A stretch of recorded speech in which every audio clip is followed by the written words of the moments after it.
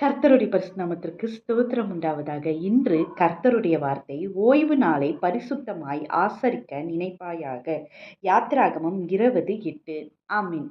கர்த்தர் இந்த நாளையில சொல்லுகிற வார்த்தை என்னன்னா, நம்ம ஓய்வு நாளை அனுசரிக்கணும். இங்க பழைய ஏற்பாட்டுல அது கட்டளையாய் கொடுக்கப்பட்டிருக்கு. நமக்கும் அப்படிதான். ஓய்வு நாள் அனுசரிக்கிறதுன்றது ஒவ்வொரு நாட்டில் ஒவ்வொருத்தவங்களுக்கு டிஃப்ரெண்ட் ஆகும்.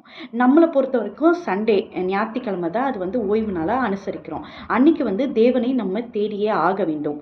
சில பேர் வேலைக்கு போகிறது நிமித்தம் ஓய்வு நாளை அனுசரிக்காமல் போகுது.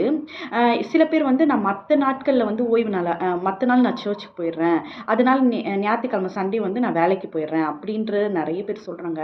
ஆனால் உண்மையாகவே ஓய்வு நாளை நம்ம அனுசரிக்காமல் போனால் என்ன ஆகும்னா, நமக்குள்ள ஒரு 5 வருஷத்துக்கு நம்ம சர்ச்சுக்கு போல, ஆனால் நமக்கு சத்தியம் தெரியும், கர்த்தரை பற்றி தெரியும். இத்தனைக்கும் சில பேர் பார்ன் கிறிஸ்டியனாக இருப்பாங்க, பிறந்ததுலேருந்தே கிறிஸ்டியனாக இருப்பாங்க.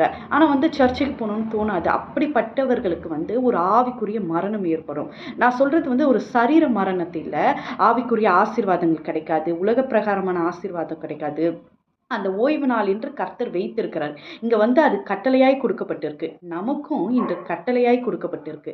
நம்மளும் அதை கண்டிப்பா அனுசரிக்க வேண்டும் என்று கர்த்தர் நினைக்கிறாரு. என்னிடத்தில் முழு மனதோடு நீ அன்பு கூர்வாயாக, முழு இருதயத்தோடு அன்பு கூர்வாயாக.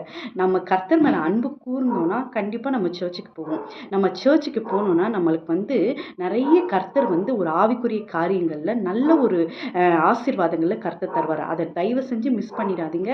சண்டே ஓய்வு நாளே கண்டிப்பா அனுசரிங்க. கர்த்தர் இந்த வார்த்தைகளை ஆசீர்வதிப்பாராக. கேட்ட யாவரும் ஆசீர்வதிக்கப்பட்டவர்கள். ஆமீன், ஆமீன். ஹல்லேலூயா.